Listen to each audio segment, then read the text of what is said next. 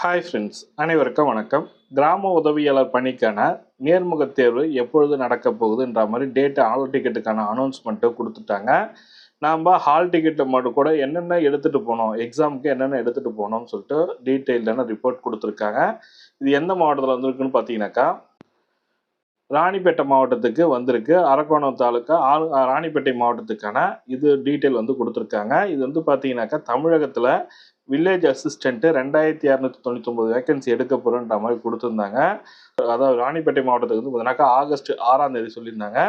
இப்போ டேட்டு முடிஞ்சு இப்போ எக்ஸாமினேஷன் வரப்போகுது. செப்டம்பர் 7ஆம் தேதி எக்ஸாமினேஷன் இருக்குது.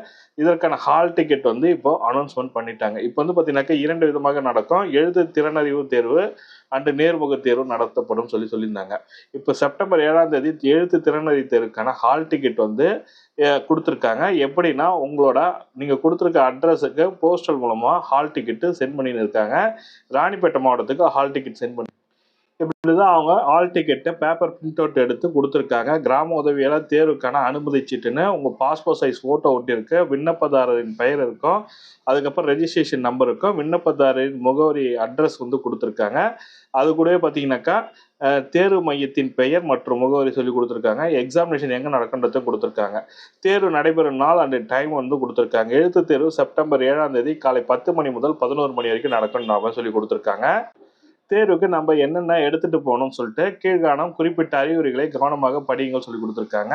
தேர்வுக்கான அனுமதி சீட்டு முற்றிலும் தற்காலிகமானது. ஆவணங்கள் சரிபார்ப்பு மற்றும் சமர்ப்பிக்கப்பட்ட விண்ணப்பத்தில் உள்ள உரிமை கோரலுடன் தொடர்புடைய பிற விவரங்கள் ஆகியவற்றுக்கு முடிவுகளுக்கும் உட்பட்ட சொல்லி கொடுத்துருக்காங்க.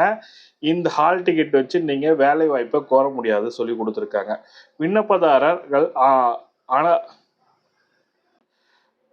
ஆள அறிய சான்றிதழுக்கான அடையாள அட்டை ஏதேனும் ஒன்று கொண்டு வர வேண்டும் சொல்லி கொடுத்துருக்காங்க. எனி ஐடி ப்ரூஃப் வந்து எடுத்துகிட்டு வரணும். Aadhaar card, voter ID, ration card கூட எடுத்துகிட்டு போகலாம் சொல்லியிருக்காங்க. விண்ணப்பதாரர்கள் அனைவரும் 9:30 மணிக்கு தேர்வு அறைக்குள் அனுமதிக்கப்படுவார்கள். விண்ணப்பதாரர்கள் எவரும் தேர்வு அறைக்கு 9 மணிக்கு முன்போ பின்போ அனுமதிக்கப்பட மாட்டார்கள். 11 மணிக்கு முற்பகல் முன் தேர்வு அறையை விட்டு வெளியேற அனுமதிக்கப்பட மாட்டார்கள் சொல்லியிருக்காங்க. 11 மணிக்குள்ள நீங்கள் வெளியே போக முடியாது சொல்லி கொடுத்துருக்காங்க. அதுக்கடுத்து பார்த்தீங்கன்னாக்கா, விண்ணப்பதாரர்கள் தேர்வு அனுமதி சீட்டினை தேர்வு அறைக்குள் தவறாமல் கொண்டு வர வேண்டும். இந்த தேர்வு உரிமை அனுமதி சீட்டு இல்லாமல் எந்த விண்ணப்பதாரம் நேர்முக தேர்வுக்கு, அதாவது எழுத்து தேர்வுக்கு அனுமதிக்கப்பட மாட்டார்கள் சொல்லியிருக்காங்க. விண்ணப்பதாரர்கள் கருப்பு பால் பாயிண்ட் பேனாவை மட்டுமே பயன்படுத்த வேண்டும். அனுமதி சீட்டு மற்றும் கருப்பு பால் பாயிண்ட் பேனாவை தவிர வேறு எதையும் எடுத்து தேர்வு அறைக்குள் கொண்டு வரக்கூடாது சொல்லி கொடுத்துருக்காங்க. விண்ணப்பதாரர்கள் அலைபேசி, புத்தகங்கள், கைப்பைகள் மற்றும் வேறு எந்த ஒரு மின்னணு சாதனங்கள் தேர்வு அறைக்குள் கொண்டு வர அனுமதி இல்லை சொல்லி கொடுத்துருக்காங்க. இந்த டீட்டெயில் தான் அவங்களுக்கு தேர்வருக்கு எழுதுறவர்களுக்கு இன்ஸ்ட்ரக்ஷனாக கொடுத்துருக்காங்க. எழுத்து திறனறிவு தேர்வுன்றது எப்படி இருக்குன்னா, உங்களுக்கு வந்து டிக்டேட் பண்ணுவாங்க, உங்களுக்கு வந்து சொல்லுவாங்க, சொல்கிற போது அதை நீங்கள் எழுதுகிற மாதிரி இருக்கும்.